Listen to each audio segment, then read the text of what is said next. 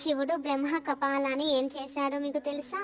బ్రహ్మ అబద్ధం చెప్పాడు అని శివుడు బ్రహ్మ 5వ తలని నరికి వేయడంతో బ్రహ్మ తల శివుని చేతికి అంటుకొని వదలలేదు. దాంతో శివుడు అగ్నిదేవుని పిలిచి ఆ బ్రహ్మ కపాలాన్ని భస్మం చేయమన్నాడు. కానీ అగ్నిదేవుడికి ఎంత ప్రయత్నించినా అది భస్మం కాలేదు. దీనికి పరిష్కారం చెప్పమని శివుడు శ్రీ మహావిష్ణువుని అడిగాడు. శివ, నువ్వు బ్రహ్మ తలను నరికావు కాబట్టి నీకు బ్రహ్మ హత్య పాతకం అంటుకుంది. ఆ దోషం తొలగిపోవాలి అంటే నువ్వు భిక్షాటన చెయ్యాలి. కపాలం ఎక్కడైతే నిండి కింద పడుతుందో అక్కడే నీ దోషం తొలగిపోతుంది అని చెప్తాడు శ్రీ మహావిష్ణువు.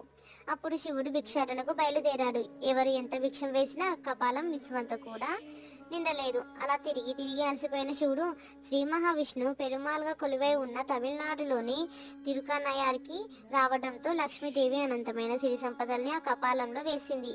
ఆ కపాలం నిండిన వెంటనే శివుని చేతి నుండి ఊడి కింద పడడంతో శివునికి అంటిన బ్రహ్మహత్య పాతకం తొలగిపోయింది.